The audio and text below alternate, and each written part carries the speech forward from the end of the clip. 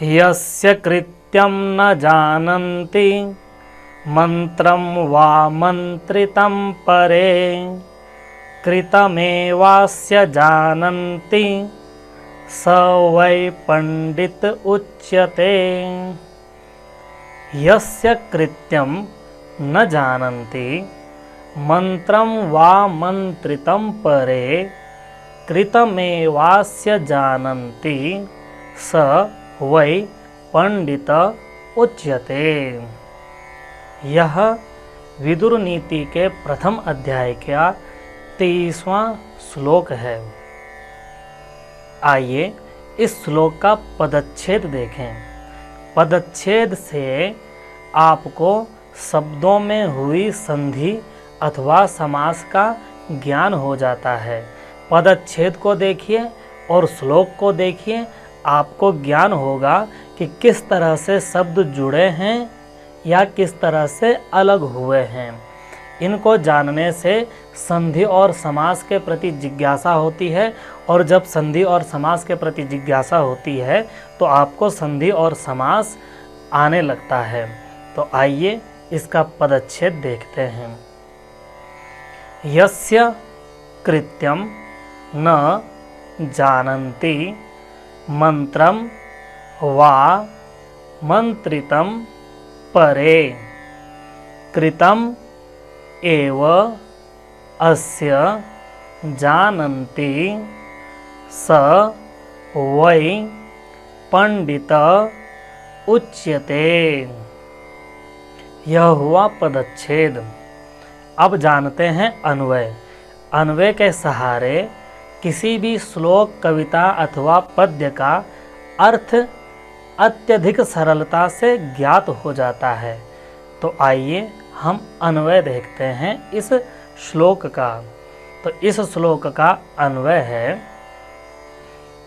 परे यस्य कृत्यं मंत्रं मंत्रितं वा न जानन्ति अस्य कृतम् एव जानन्ति स वै पंडित उच्यते।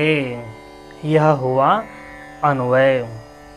अब श्लोक में आए हुए एक एक शब्द का अन्वय के अनुसार अर्थ देखते हैं। परे दूसरे लोग, यस्य जिसका, कृत्य कार्य, मंत्रम विचार, मंत्रितम वा अथवा योजना, मंत्रित अर्थात योजना, वा अर्थात अथवा, न नहीं, जानन्ति जानते या समझ पाते, अस्य इसको, कृतम किए जाने पर, एव ही जानन्ति जानते हैं या समझ पाते हैं, स वह वै ही पंडित विद्वान उच्यते कहलाता है। यह हुआ श्लोक में आए हुए एक एक शब्दों का अन्वय के अनुसार अर्थ। अब इन अर्थों को मिलाकर के श्लोक का अर्थ भी आप आसानी से जान सकते हैं। इस श्लोक का अर्थ है, परे यस्य कृत्यं मंत्रं मंत्रितं वा न जानन्ति।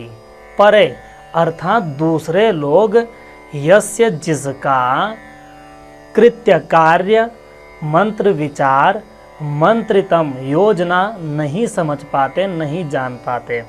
अर्थात दूसरे लोग अर्थात सामान्य लोग जिस व्यक्ति का न कार्य पहचान पाते हैं, न उसके विचार समझ पाते हैं, न उसकी योजनाएं समझ पाते हैं, अस्य कृतम एव जानन्ति, इनको कार्य, विचार और योजनाओं को कृतम एव जानन्ति करने के बाद ही जान पाते हैं, समझ पाते हैं। सवै पंडित उच्यते, ऐसे व्यक्ति को ही पंडित अर्थात विद्वान कहा जाता है।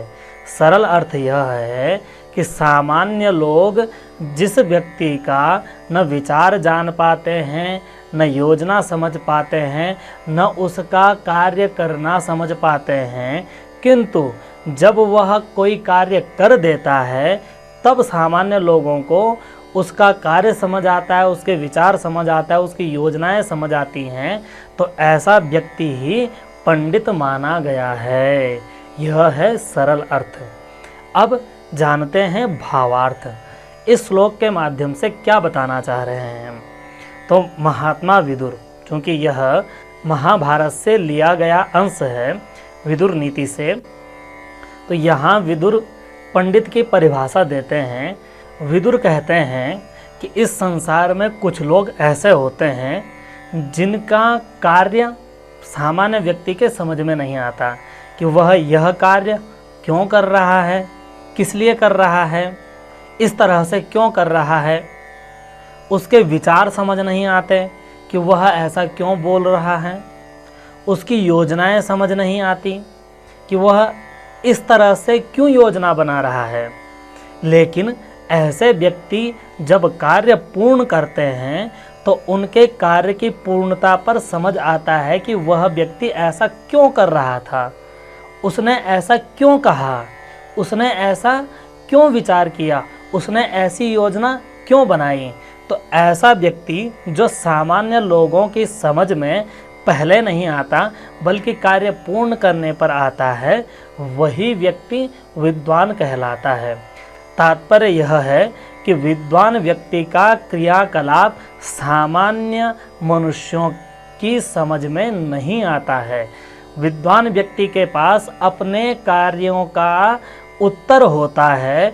वह परिणाम से लोगों को अपने विचारों, अपने योजनाओं और अपने कार्यों की प्रामाणिकता सिद्ध कर देते हैं। अतः विद्वान लोगों के साथ उलझना नहीं चाहिए। यदि कोई विद्वान व्यक्ति है तो उससे अधिक प्रश्न नहीं करने चाहिए, अपितु उसके कार्यों को सूक्ष्मता से अवलोकन करते हुए ऐसे व्यक्ति से लगातार सीखना चाहिए, क्योंकि वह बड़ा दूरदर्शी होता है। उसके पास दूर की योजनाएं होती हैं, उसके पास सभी उपस्थित होने वाले विघ्नों का निदान होता है और वह जानता है कि इस कार्य में किन किन विघ्नों की संभावना हो सकती है। अतः वह उन विघ्नों से बचते हुए ही उपाय करता है, योजनाएं बनाता है और इस प्रकार के कार्य संपादित करता है। तो यह विदुर नीति के माध्यम से विद्वान व्यक्ति के विचित्रता बताई गई है। उसकी विचित्रता से विद्वान व्यक्ति का लक्षण बताया गया है। तो आशा है आप इस श्लोक के माध्यम से जीवन के प्रपंचों से बचते हुए विद्वान लोगों का अनुसरण करेंगे। नमस्कार।